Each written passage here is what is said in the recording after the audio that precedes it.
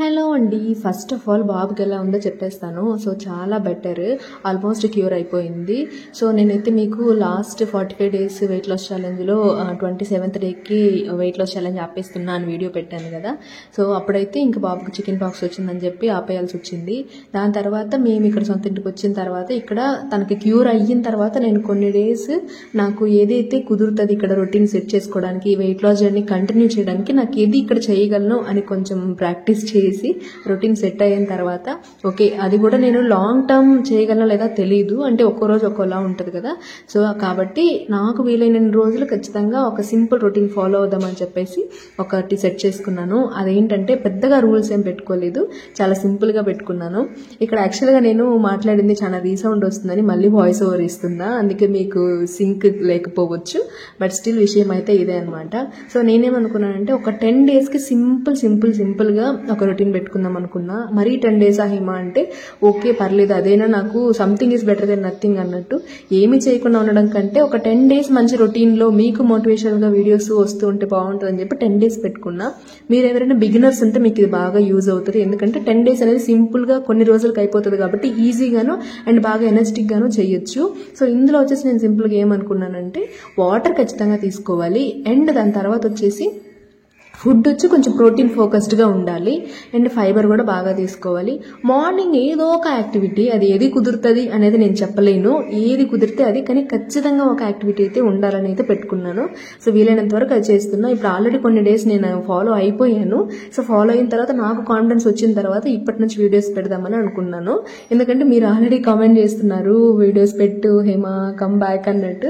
So నాకు చాలా నచ్చింది మీరు వెయిట్ చేస్తున్నారు అనడం అనేది.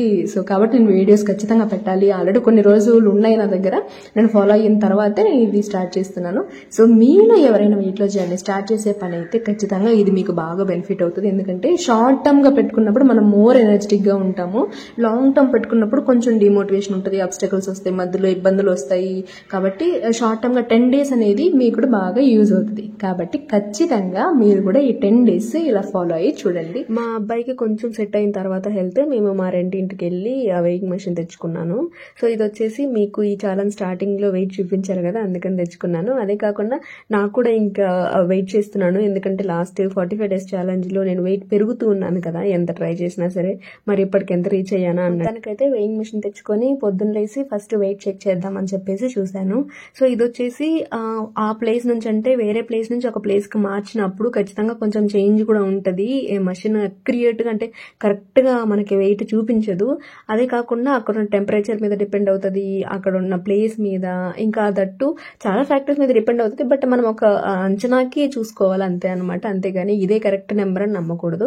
బట్ స్టిల్ నెక్స్ట్ 10 డేస్ ఇక్కడే ఉంటాం కాబట్టి నెక్స్ట్ 10 డేస్కి నాకు ఇదే ప్లేస్లో చెక్ చేస్తాను కాబట్టి నో ప్రాబ్లం. కాబట్టి ఇప్పుడైతే 6260 ఉన్నా పర్లేదు, మరీ ఘోరంగా పెరిగిపోకుండా కొంచెమే పెరుగుందిలేని హ్యాపీ ఫీల్ అయ్యాను.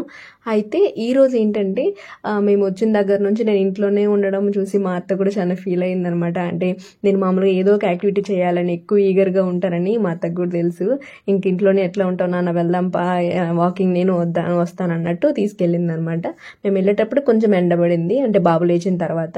కాకపోతే మేము వాకింగ్కి వెళ్ళాలంటే మా ఆయన కొంచెం జిమ్కి వెళ్ళడం సాక్రిఫైస్ చేయాలన్నమాట. సో తనైతే ఈరోజు వెళ్ళలేదు కాబట్టి తనని బాబు దగ్గర వదిలేసి ఇంకా మేమిద్దరం వాకింగ్కి వచ్చాము. సో మా అత్త కూడా చాలా ఇంట్రెస్టెడ్ చేయడానికి, తను కొంచెం హెవీ ఉంటుంది కానీ బాగా ఇంట్రెస్టెడ్.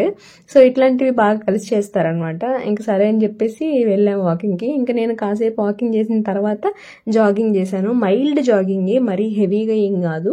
ఎందుకంటే నాకు షూస్ లేవు, చూపించాను కదా ఇందాక. ఇక్కడికి మేము ఉన్న పలంగా వచ్చేసేటప్పటికి షూస్ తెచ్చుకోలేదు. మా అత్త స్లిప్పర్స్ నార్మల్ ఉంటే అవి వేసుకున్నాను, అవైతే ఎక్కడ ర్యాషెస్ కూడా రాకుండా ఉంటాయిలే అన్నట్టు.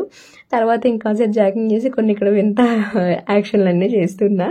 అదే నా వాకింగ్లోనే ఏమేమి చేయగలమో అవన్నీ చేశాను అనమాట. మేము వాకింగ్ కంప్లీట్ చేసుకునేటప్పటికి బాగా ఎండపడిపోయింది.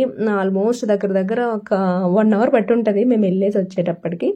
సో ఇంటికి వచ్చిన తర్వాత ఈరోజు బ్రేక్ఫాస్ట్ వచ్చేసి నేను ముందు రోజు నానబెట్టేశాను అనమాట బాదాము ఇంకా రాజ్మా, ఈ గింజలు ఉంటారు కదా, ఇక్కడ కనిపిస్తుంది బ్రౌన్గా అది. సో ఇవి వచ్చేసి ప్రోటీన్ కోసము, ప్లస్ మనం ఏదో ఒక ప్రోటీన్ సోర్స్ తీసుకోవాలి కాబట్టి నాకున్న వాటిల్లో ఆప్షన్స్లో నేను ఇక్కడ వెతుక్కొని ప్లాన్ చేసుకొని మరి ఒక ప్లేట్ వచ్చేసి మనకు బేసిక్గా ప్రోటీన్, ఫైబర్, ఫ్యాట్స్, కార్బోహైడ్రేట్స్ అన్నీ ఉండేటట్టు చూసుకోవాలి. సో ఆ రకంగా నేనైతే బాదాం ఇంకా రాజ్మా తీసుకున్నా. తర్వాత ఇంకా మన సైడ్ ఫుడ్స్ వచ్చేసి ఆల్మోస్ట్ కార్బోహైడ్రేట్స్ ఉంటాయి, అంటే నేను చెప్పేది సౌత్ ఇండియన్ సైడ్. సో ఇంకా ఎలాగో వాటి కోసం మనం స్పెసిఫిక్గా వెతకాల్సిన అవసరం లేదు. ఇంకా ఫ్యాట్స్ అంటారా ఏదో రకంగా వస్తాయి, కాకపోతే గుడ్ ఫ్యాట్స్ కోసం మనం కొంచెం ట్రై చేయాలి.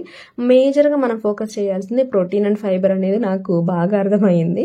మధ్యాహ్నంకి వచ్చేసి నేను కొద్దిగా అన్నము, ఇంకా పొద్దున ఉడకబెట్టుకున్న ఈ రాజ్మా గింజలు కొన్ని, ఇంకా వంకాయ పులుసు చేస్తే అందులో వంకాయలు మాత్రం తీసుకున్నా, ప్లస్ కూరగాయలు అన్నీ కలిపి సాంబారు చేసింది మా అత్త. సో అందులో ఇంకా ఫైబర్ వస్తుంది కదా అని సపరేట్గా సాలడ్ ఏం పెట్టుకోలేదు.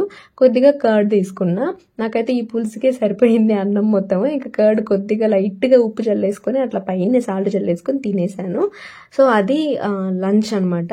సో డిన్నర్కి వచ్చేసి ఏమైందంటే నిన్న అంటే ముందు రోజు నేను ఇవి నానబెట్టాను పెసలు. ఇవి ఈ రోజు సాయంత్రానికి ఈ మాత్రం మొలకలు వచ్చాయన్నమాట. అంటే ముందు రోజు నైట్ నానబెట్టి పొద్దున నీళ్ళు వంపేసి ఒక క్లాత్లో వేసి మూచి పెట్టేస్తే ఇది కొంచెం ఇట్లా సాయంత్రానికి అంటే నాకు డిన్నర్ టైంకి లైట్గా మొలకలు వచ్చాయి. సో దీన్నే వాడుకుందాంలే అని చెప్పి ఇట్లా నేను కొద్దిగా నానబెడితే నాకు 2 డేస్కి వస్తాయి అనమాట. సో దాన్ని తీసుకుని బాగా గ్రైండ్ చేసేసి ఇంట్లో ఇడ్లీ పిండి ఉంటే దాన్ని కొద్దిగా వేసుకుని నేను ఒక్క దోశ తీసుకున్నా. అంటే పెసరట్టు లాగా కానీ ఇడ్లీ పిండితో కలిపి అనమాట. సో దట్ మనకి మరీ పచ్చిగా ఉన్న ఫీలింగ్ లేకుండా ఉంటుంది. సో ఇంకా పొద్దున సాంబారే ఒక చిన్న బౌల్లోకి తీసుకొని ఇది డిన్నర్కి తీసుకున్నా. ప్రస్తుతానికైతే నేను 16:8 ఇంటర్మీడియట్ ఫాస్టింగే ఫాలో అవుదాం అనుకుంటున్నా. కానీ మీకు ఏంటంటే నేను కరెక్ట్గా టైమింగ్స్ ఇక్కడ చూపించలేను, బట్ స్టిల్ నేనైతే వీలైనంత వరకు ఫాలో అవుదాం అనుకున్నా. కానీ ఏమంటే హెడేక్ ఉందని చెప్పాను కదా, అది ఆల్మోస్ట్ ఇప్పుడు బెటర్. మా ఇంట్లో మాకు పాలు ఎక్కువ దొరుకుతాయి అనమాట, కాబట్టి కాఫీ అస్సలు మిస్ అవ్వలేము. ఏమంటే ఫ్రెష్గా మిల్క్, అంటే మాకు ఆవులు ఉన్నాయన్నమాట. సో ఇంకా మా దగ్గర ఉన్నవే మేము ఎలా మిస్ అవుతాం చెప్పండి. సో కాబట్టి నేనైతే ఒక 7:30 పైనే నేను కాఫీ తాగాల్సి వచ్చింది. అది ఈజీగా తాగేస్తాను. నేను అసలు కాఫీ టీలు తాగే పర్సనే కాదు నేను, కానీ మా ఇంట్లో వెళ్తే మాత్రం ఇంకా మా అత్త మామ వీళ్ళందరూ తాగు తాగు తాగు అని అంటుంటారు. ఇంకా సరేలే ఫ్రెష్ మిల్కే కదా అన్నట్టు కొంచెం టెంప్ట్ అవుతాను. అంటే అది జస్ట్ ఫీలింగ్. సో అలా కాఫీ తాగాను కాబట్టి వెళ్ళి వాకింగ్ చేసేసాను. Day 1 ఇలా గడిచింది. Day 2లో ఏం తిన్నానో చూపిస్తాను రేపు.